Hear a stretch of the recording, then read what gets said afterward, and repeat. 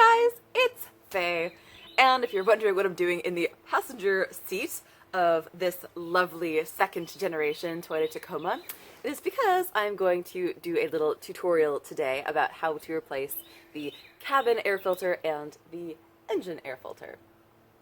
That is, I'm doing part of the 120,000 mile service. Now, Toyota says that you should replace the engine air filter every 30,000 miles and the cabin air filter every 15,000 miles. Now, I agree with that because there's a lot of stuff that gets trapped in those filters that we actually can't see, you know, because they're like designed to like trap these little micro sort of pollen and stuff like that. And so I definitely recommend with replacing the engine air filter every 30,000 miles.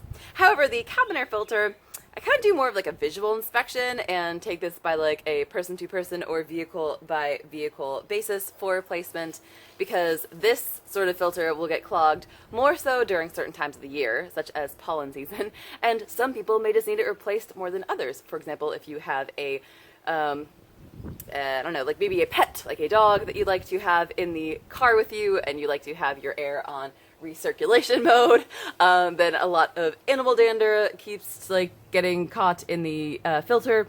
Or if, yeah, like I said before, if you have terrible allergies and it's allergy season, or if you just drive on a dusty road. So I always recommend inspecting these before just like blindly replacing them at like 30,000 or 15,000 miles. But anyways, let's stop talking about them and let's look at them. So the first one that I will look at is the cabin air filter. And as you can see, I'm in the passenger seat and here is the glove box right in front of me. Now, this is where the cabin air filter is located on this truck, but this is also where the cabin air filter is located on so many Toyotas. Actually, like most, I don't know, I actually can't think of a Toyota where it's located somewhere else. Whoa. I'll get back to you on that. There's got to be one where it's like located somewhere else weird, but right now I can't think of it. But it's also located here on a bunch of other different vehicles too.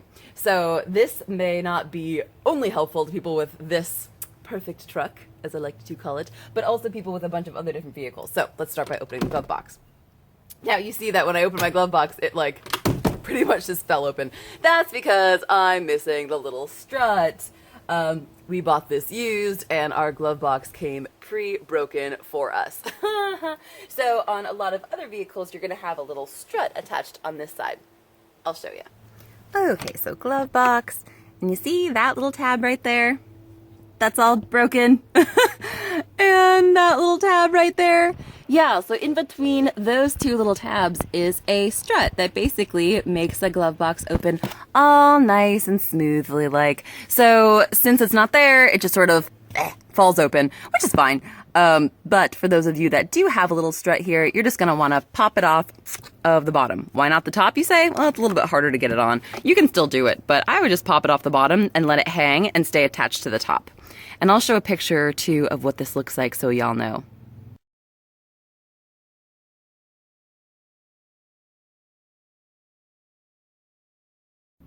Okay, so next I'm going to remove the customer's personal items, or my personal items, from the glove box. This nice manual, some coupons, and just set them aside gently. And then on either side of this bendy plastic, there are tabs that just hold the glove box up into place. So I'm just going to squeeze the sides and let the glove box fall down. And that's it. Now I can leave it hanging, or I can just like rip the entire thing off, and that's fine too. There's just a couple little latches on the back that are just like, I don't know, like little fingers that hold onto tabs. You just yank it off like this. See? There they are. And they just go right into like these little, oh, you can't really see. I'll show you. Yeah, those little feet just go right there, and that's it. Now this whole thing is your, I guess you'd call it like the air box. Right in here is the blower motor. So when you turn your fan on the inside of the car, the fan actually right here sucks air in from outside of the truck. So it only makes sense that right on top of it, there would be a filter. And you just push down on these tabs. It's easier to do with one hand. Not holding a camera, but ooh. Oh, and I should say another thing that affects how dirty this gets is whether you park outside and spend a lot of time outside. Okay, so this one is an example of a 15,000 mile old air filter. And now I can definitely just like, you know, shake a lot of the debris out of there.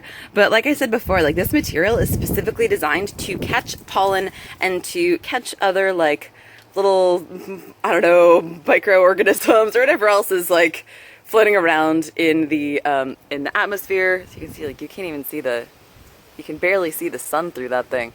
So this definitely needs to be replaced. You may think it might not look that bad, and Jiffy Lube may convince you can just like shake it out or whatever, and like that's always a good thing. I mean, shaking it out if you can't replace it right away is always better than not, because then you're preventing even more stuff from like rotting in there.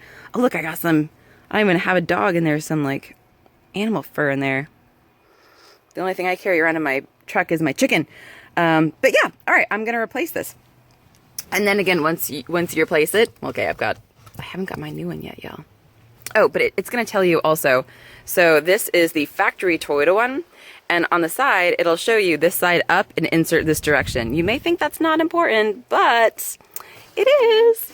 And it also will help you see the rigid sides, or the stronger, more rigid edges need to be on the outside, and that will help you install it and remove it. Anyway, that clips back up like so, and there you have it. And then of course I should put my glove box back in, so I'm just going to line up those little feet, and you really have to do so with the glove box like fully down. You can try another way and fail miserably for a while, and then pop it back up into place, and ta-da! Job is done! Oh, but don't forget to replace the customer's personal items. They would not be too happy if you forgot. Okay, moving on to the engine air filter. Okay, so we'll start by popping the hood.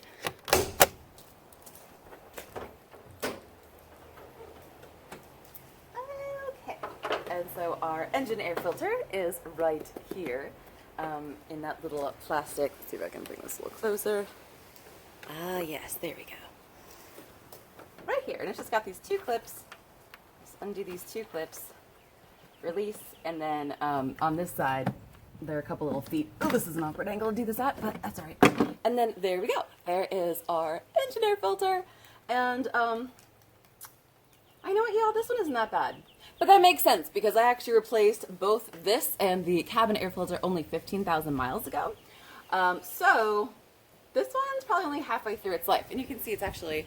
It's not that bad. And you can hold it at an angle. You can see like a little bit of dirt is collected, but it's not that bad. And if I hold it up to the light now, don't be like directly underneath it when you hold it up to the light, because you'll drop a lot of unpleasant stuff on your face. So, you know, sort of hold it up to the light away from you, and you should be able to see through it slightly.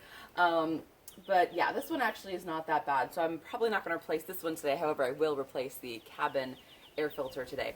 And then, of course, reinstalling it, the fatter side, see how there's the gasket, there's more sticking out on the side that goes into the little housing there.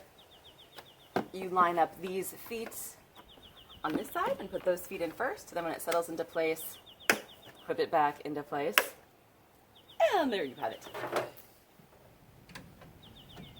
The easiest part, I think, of the 120,000 mile service on the second generation Toyota Tacoma.